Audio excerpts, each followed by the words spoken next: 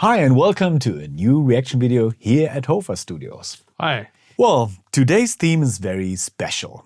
The Stranger Things Season 5 and the final season is to come our way. And I couldn't believe my ears when I heard that it's the soundtrack is going to be Queen, Who Wants to Live Forever, in a Stranger Things remix. What do we know about this? Well, not much. I haven't heard it, and it's it seems to be an orchestral version, and there's an orchestral arrangement by Brian May and David Richards. Should be the original producer, I think. Correct me if I'm wrong. Okay. Yeah, and it has been mixed by one guy who was involved in the Bohemian Rhapsody in the movie. Kris Fredriksson. Yeah. Okay, that's him. And it was mastered by famous, legendary Bob Ludwig, who's been mastering tracks since before Christ. I don't know. He's a mastering icon, so to say. Yeah. He did a lot. And well, I'm curious. I didn't know he's still working and he's still mastering. Yeah, me neither. That's absolutely fascinating. Let's listen to his work. Yeah, as we know, they know how to handle classics. I mean, they had Metallica in there. They had Kate Bush Running Up That Hill. Yeah. So I'm very curious. Yeah. And it's kind of interesting because the whole series is that 80s theme. Absolutely. And well, it's end of 80s, the original song. It's been on the 86 album. 86, I guess, written for the soundtrack, and then later on kind of Magic. Later, I guess June 86 must have been the release of that, something like that. So that's all we know about this. And now let's listen to this beautiful piece of music.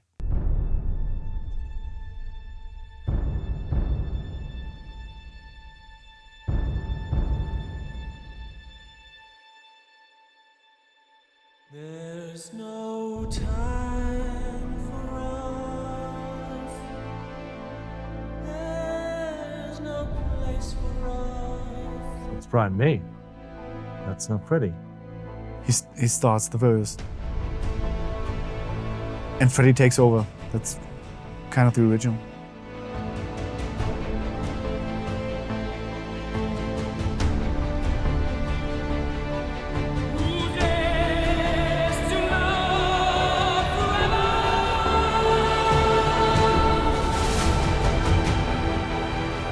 Interesting harmonies.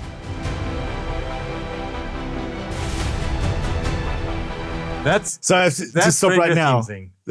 Now they mix the Stranger Things arpeggio within the original, but it's not the original chords in there. No, it's completely reharmonized. Yeah, and it's really kind of daring even. And absolutely. It's they almost cut the first verse, Brian May singing, cut, and like went over to Freddie's sparkling voice. I really like the sequence of things from Stranger Things. That's amazing. That's so 80s. It's great. Yeah. I love how they merge the 80s something with a like huge soundtrack sound. I mean, we have the depth, we have the dynamics, and these like very soft. It is really dynamic. I'm curious what's happening in the end, but it seems to grow up and to go louder and more dance and bigger with its going. So yeah, go ahead. Let's have another chunk.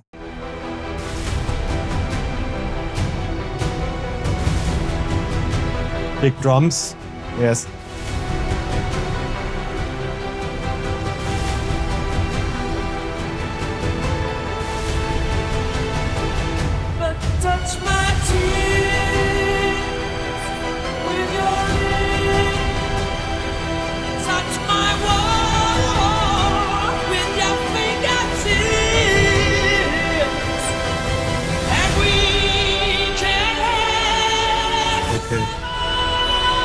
Ouch.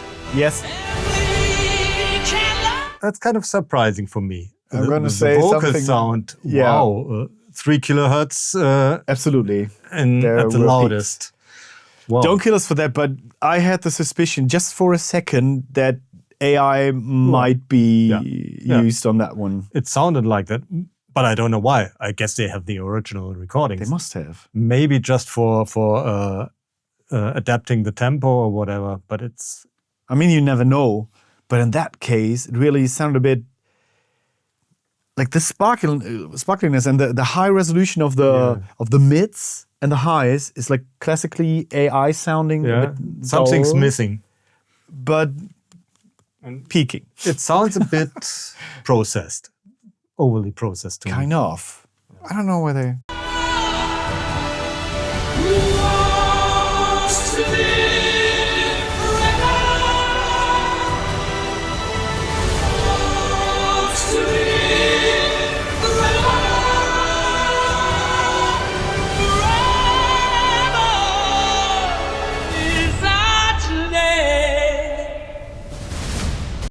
They did. You hear the kind of cut roominess in there, Yeah, the which is reverb now sound- boxy. It sounds extremely boxy. Why did they do it? I don't know. Well, there must be a reason, and the arrangement is great, and the strings sound absolutely. great, but his voice sounds kind Pretty of. arrangement and in general the instrumental is huge, absolutely. But just because it is not that like dense and overcompressed, you can make out these tiny details in the vocal. I got one thing here. I mean, he was known for doing his own choir vocals. Mm-hmm. What does it take to make a choir out of the front singer anyway? Good question. Let's check that out. Here we have a front vocal and a lot of harmonic layers, which will be our choir. First of all, we listen to the front vocal dry. From front vocal to choir. Now we're going to introduce roughly what we have. Doubles. From front. Right? Low octaves. From front vocal. High octave. From front. Colors. From front. And bass voice. From front. Everything but the bass voice is doubled. We're gonna add a reverb on a bus. We just add a small amount, like -14, into the reverb that is on that bus and will serve as the reverb for all the vocals. From front vocal to choir. So we want the front vocal to be standing in front but having a nice space. Now we have the doubles, which are panned to left and right. Octave low, a little bit more in the middle. Octave high, a little bit wider. And the colors even wider, so we have a nice stereo distribution. So we have given them different priorities by level, distribution by panning, and a much higher amount of reverb to put them way back behind the front vocal. From front vocal to choir. This is one way to create a choir which sounds wide and deep. If you're interested in more audio engineering tips, visit us at HOFA-College.com and check out our courses.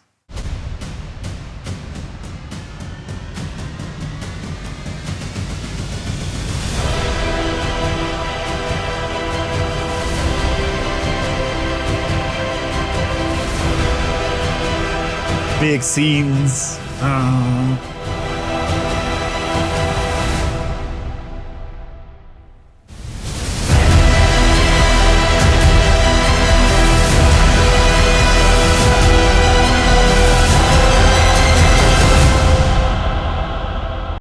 Was it distorting? Yeah, I got fried for a second.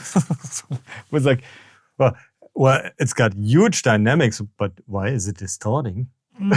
So- I'm not sure. okay. Maybe we will be an endangered species after we walk out now, but this is real. It shouldn't supposed to be like this. Yeah, like no. not that hot. Especially in the it's really it's crackling. yeah, even in the upper bass frequencies, it's like very prominent there. There's a very strong bass impact, and the dynamics is great, but I don't know why it's so pushed into the limit. That's kind of weird. Some conversion issues. I don't Maybe know. it's a. I hope it's like that. It's a YouTube conversion. Yeah. It could be like that. Okay. Do we get any more vocals in the outro? Yeah. Just one word. No. No. Okay. So the rest might be huge scenes running, exploding. The arrangement is great. Yeah. The orchestration is great. The big choir is great. Yeah. And the spaciousness of the new stuff is great, but the implementation of the old elements is not perfect in my ears. So Final conclusion. What can we say? It's a great production, of course. We have the orchestra. We have that deep, rich sounding and very dynamic mix, which I would love to find out if the kind of saturated, distorting parts are because of the conversion. Yeah, we need to check that. Somewhere in there. Yeah. Definitely, I hear the use of AI, and I like to find out why they used it.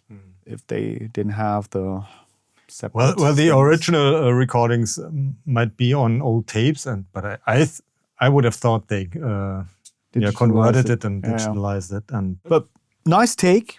I mean, we used to listen to remixes that only have kind of quotes out of the vocal performances. But in the case of Queen, it's the voice. Yeah. It's him. It's Freddie. him. Exactly. Yeah. Okay. Yeah. But It's a trailer.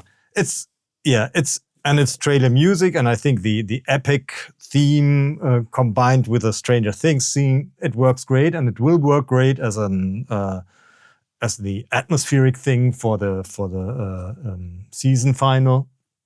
Yeah. But in a musical and in a sound engineering way, there are some things I don't like about it.